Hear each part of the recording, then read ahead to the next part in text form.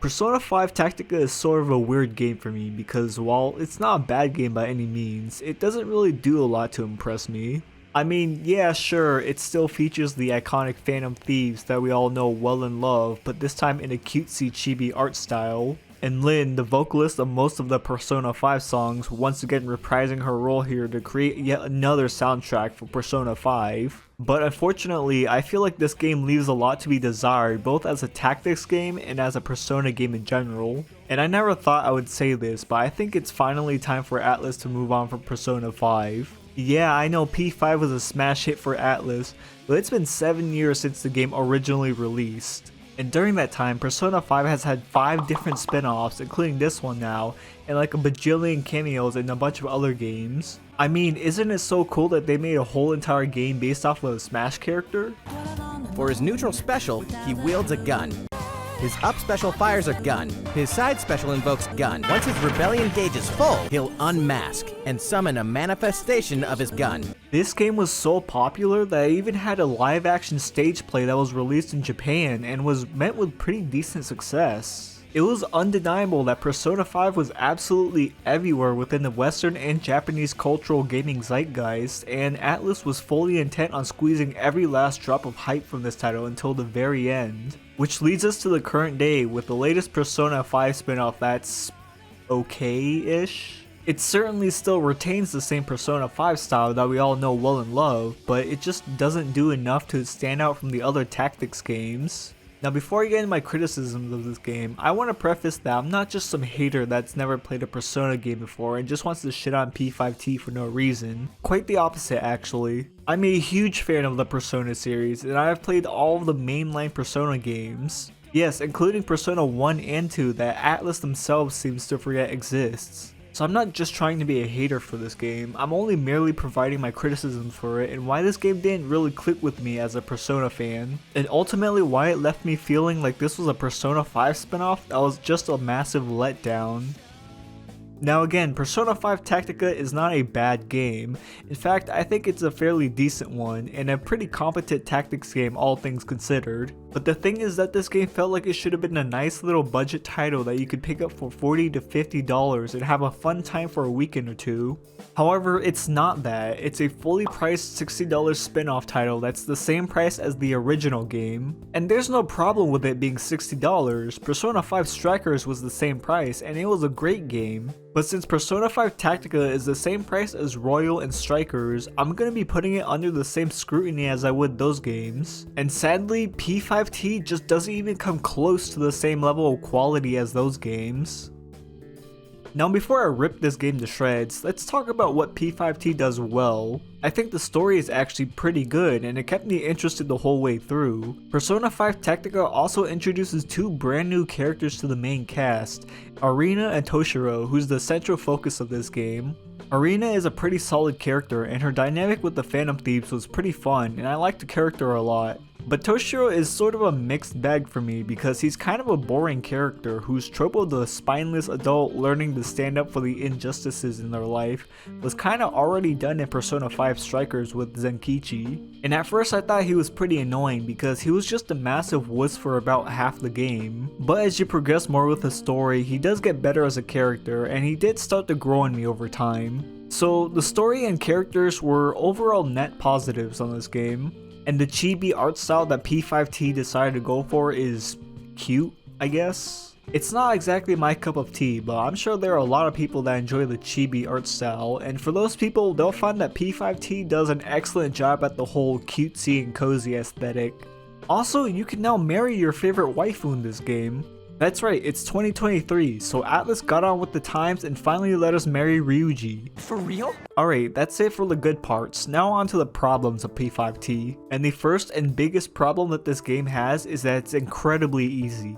All the gameplay footage you see here is on the hardest difficulty you can select for reference. And throughout the entire game, I think I only ever game overed twice during my playthrough. And those times were because I grossly messed a mechanic up, which led to my whole party getting wiped. None of it was ever because the enemies were genuinely difficult, because they weren't. Most enemies don't deal that much damage even when they critically strike you, so when you're playing the game properly and using the cover system like intended, you will never take any meaningful damage. And that's because the cover system is way too simple and trivializes the whole entire game. You see, logically, whenever you hide behind cover in any video game, you'll usually take reduced damage from the side that the cover is on. And whenever you hit from the side that you're open, you take full damage. That's just common sense. But that's not how it works in Persona 5 Tactica, because in this game, if you stand adjacent to any wall, you'll take reduced damage regardless of where you're hit from.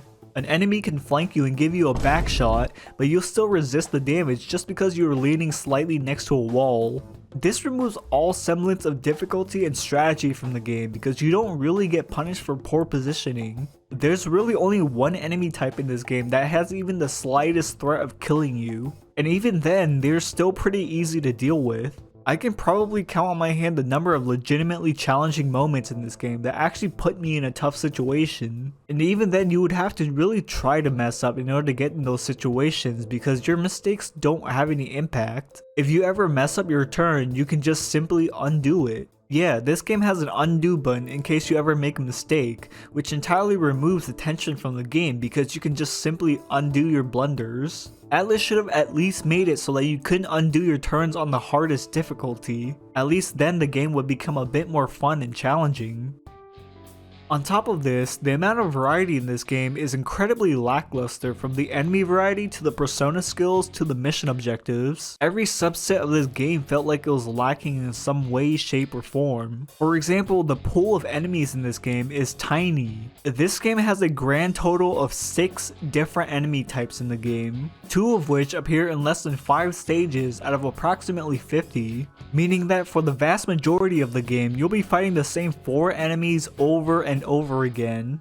Not only that, but the mission objectives also lacked variance. Most mission objectives in this game choose from a limited pool of the same 3 objectives: defeat all enemies, reach the designated spot, or defeat all enemies within a certain turn limit. Now, there are some stages that feature something different, but those are the exception, and there were very few and far in between. And to add on top of this, the amount of combat options you have are also very limited. The options you have in battle basically boil down to a melee attack, a gun attack, and 3, maybe 4 persona abilities, but only 2 are ever really useful. For whatever reason, Atlus decided to put less emphasis on persona abilities in this game and more on using your gun and melee attacks. The enemies do not have any elemental weaknesses whatsoever, and status effects are a lot less useful because they only last for 1 turn.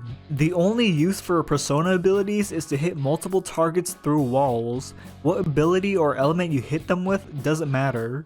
And also, Joker can't swap personas in this game for some reason, so he's stuck with Arsene the entire time.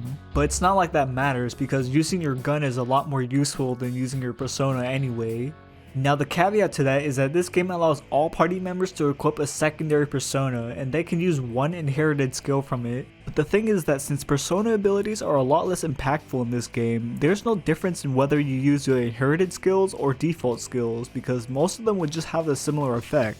So there's no point in using anything other than the same 2 starting persona abilities on each character, which makes the secondary personas essentially just a big glorified stat stick.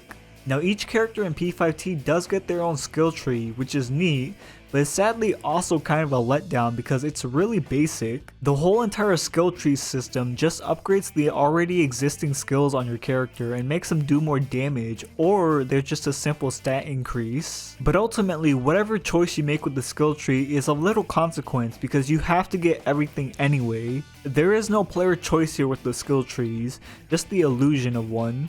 So with all of this combined, you'll be playing the entire game fighting the same enemies with the same objectives using the same skills for about 25 to 30 hours straight, and you can see why this game becomes extremely repetitive.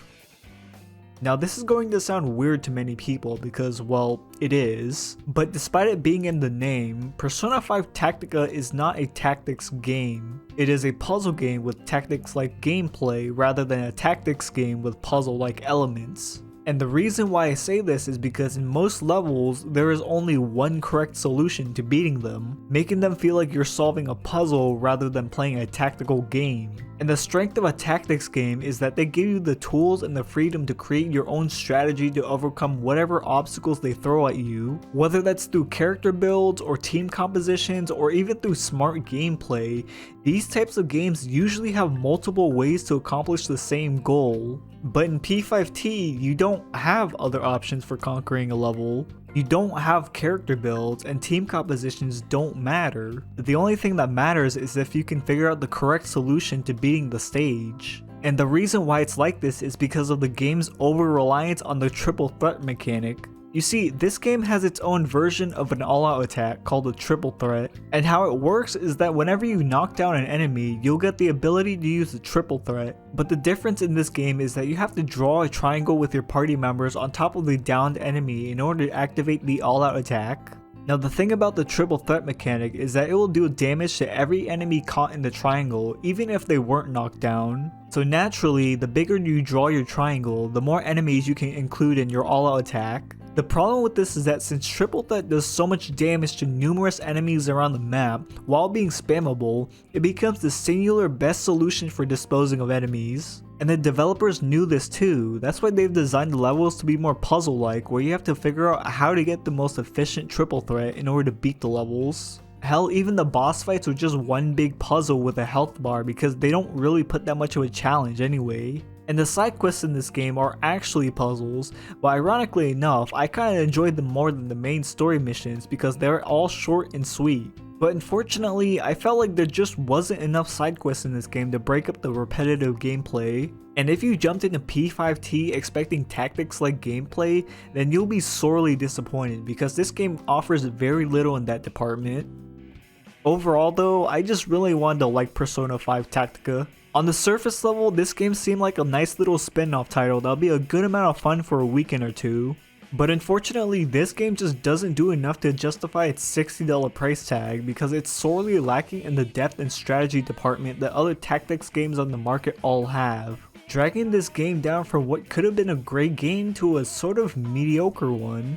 For example, the Persona abilities are extremely lethargic and stripped down to a bare minimum. The mission and stage variety is extremely low and gets very repetitive. The game plays more like a puzzle rather than a tactics game, and even on the hardest difficulty that you can play on, this game is still way too easy. But the silver lining of this game is that the story is at least somewhat good. But with the shallow systems and mechanics that this game offers, there's very little reason to ever replay this title. All of these combine to make Persona 5 Tactica a disappointing experience, even as a fan of the Persona franchise. And it's really difficult to recommend this game to anyone except for the most die-hard Persona stan, and even then it would be a hard sell because P5T is a painfully underwhelming experience that does very little to expand on the Persona series. It hurts me to say this as a Persona fan, but it's probably time Atlus moves on from Persona 5 because at this point, it feels like they've milked it completely dry.